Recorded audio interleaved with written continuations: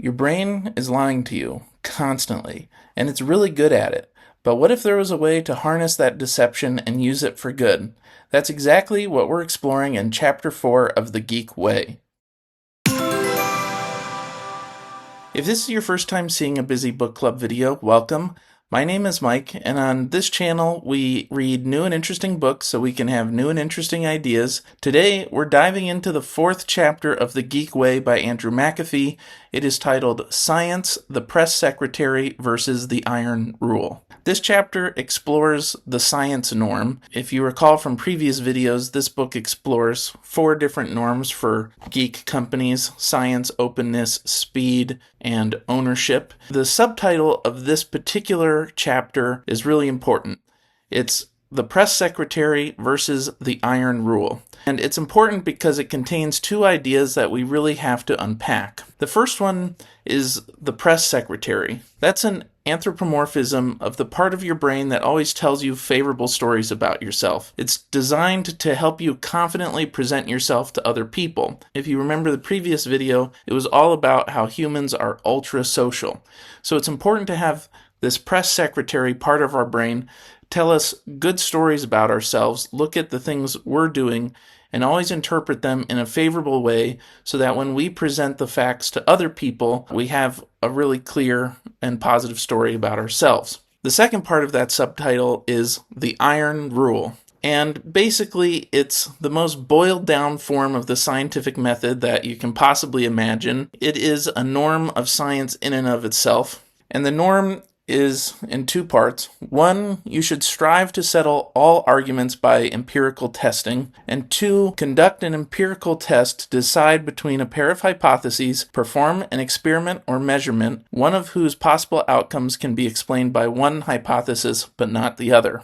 The reason that McAfee has put these 2 ideas in the subtitle is it represents the way that geek companies are able to leverage the press secretary in their organizations. The introduction of the press secretary is meant to convey that humans are fallible.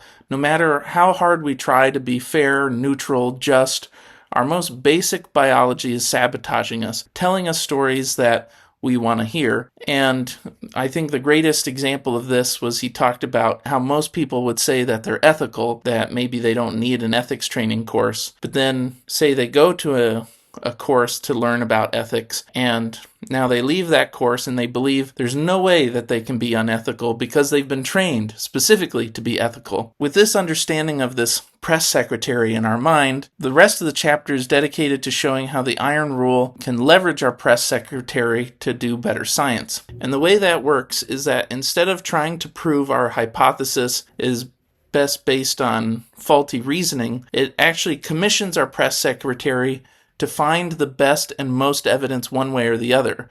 We're asking our press secretary to make us the best at doing science itself. So we're no longer trying to prove that our hypothesis, our story is right. Instead, we're making our story that we're really good at doing science, we find the most evidence, we're the best at challenging hypotheses, which causes our press secretary to help us do better and more thorough science.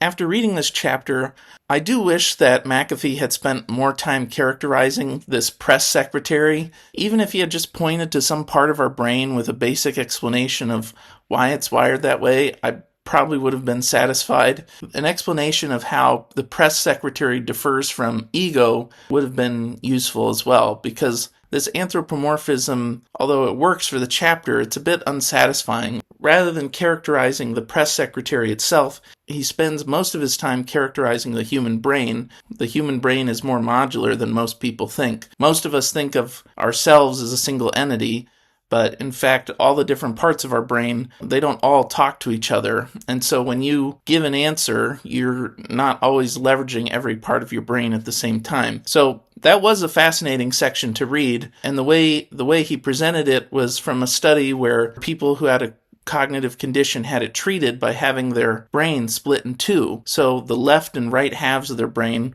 were operating completely independently, and yet they were still able to function. And the fascinating part of this is that the speech side of the brain is able to operate completely independently of the other side, the non-speaking part of the brain. If the non-speaking side of the body does something and then you ask the speech side, why did it do that? It will come up with an explanation with the limited information it has. If you haven't read the book, but you want to know more about the modular nature of the brain, I highly recommend the CGP Grey video from a few years ago. I actually saw it before reading this book. If you've ever seen CGP Grey, you know all of his videos are fantastic, and so I strongly recommend you check it out. If we try to extract some tangible advice from Chapter 4, Science, 1, test everything, small things, big things, rather than relying on unverified opinion of highly paid people. Just test ideas and see what works, and you will find things that have outcomes that you don't even expect. Now, you have to be careful with this idea of test everything, because of course, if you start to rely too much on metrics, they can start to negatively impact your organization. And I had heard this advice before, but I didn't realize there was actually a formalization of it, which is called Goodhart's Law.